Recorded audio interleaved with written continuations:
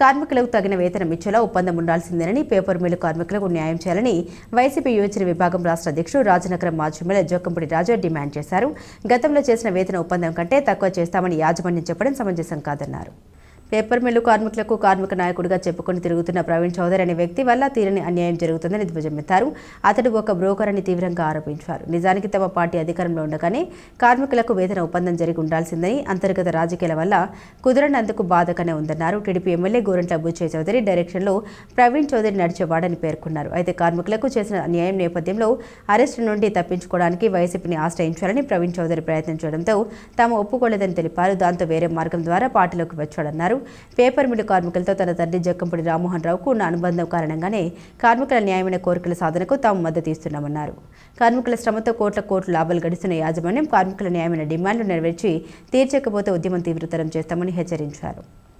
ఇప్పటికి కూడా తెలుగుదేశం పార్టీలోనే మూలాలున్నాయి అతనికి.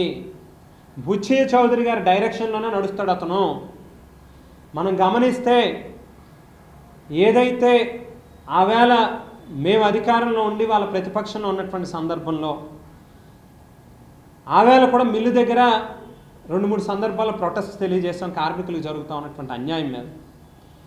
ఎవరైతే పోస్టుల కోసం డబ్బులు ఇచ్చారో వాళ్ళకి పోస్టు రాదు అనేటువంటి పరిస్థితి ఏ రోజైతే వచ్చిందో వాళ్ళు తిరగబడి పోలీస్ స్టేషన్లో కేసులు పెట్టి ప్రవీణ్ చౌదరిని అరెస్ట్ చేయించేటటువంటి పరిస్థితి వచ్చిన రోజు ఈ ప్రవీణ్ చౌదరి బుచ్చయ్య చౌదరి గారి యొక్క డైరెక్షన్లో ఆవేళ వైఎస్ఆర్ కాంగ్రెస్ పార్టీలో నా దగ్గర చేరతాను అని చెప్పి నా దగ్గరికి వస్తే ముందు నువ్వు అసలు కార్మిక నాయకుడివా లేకపోతే బ్రోకర్వా, డబ్బులు వసూలు చేసి కార్మికుల పేరు చెప్పి నువ్వు సంపాదించుకునే కార్యక్రమం చేస్తే ఇది ఎంతవరకు న్యాయమయ్యా అని చెప్పి చీకొట్టి బయటికి పంపిస్తే ఆవేళ జరిగినటువంటి పరిణామం పార్టీలో వేరొక రూట్ చూసుకుని జాయిన్ అయ్యాడు పార్టీలో. ఈవేళ నిజంగా ఈ సోకాల్డ్ వ్యక్తులు ఎవరైతే ఊరికినే బయట 4 కబుర్లు చెప్పేటటువంటి వాళ్ళన్నారు, వెళ్ళి కార్మికుల దగ్గర చెప్పానండి.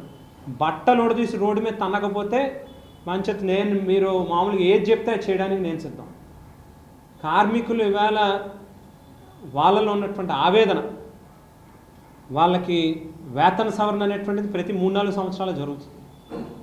ఈవేళ దగ్గర 6-7 సంవత్సరాలు అయింది, ఇప్పటిదాకా వేతన సవరణ అనేటువంటిది లేదు. లోపల ఏదైతే సొసైటీని ఎత్తేసే కార్యక్రమం చేశారు, రకరకాలుగా వాళ్ళని ఒక రకమైనటువంటి ఇబ్బంది కాదు, అనేక రకాలుగా ఇబ్బంది పెడతాం. సో పేపర్ మిల్ కార్మికులతో మాకున్నటువంటి అనుబంధం అనేటువంటిది ఈవేళది కాదు. సో ఏదో పులిని చూసి నక్కలు ఏదో వాతలు పెట్టుకున్నట్టుగా ఎవరో పెట్టుకుంటే పెట్టుకునేవాడు, మనకేం పోయింది. ఎవరైనా అల్టిమేట్గా కార్మికులకు న్యాయం జరగాలంటే ఎవరు చేసినా ప్రయత్నం తప్పేం లేదు. అల్టిమేట్గా కార్మికులకు న్యాయం జరగాలి.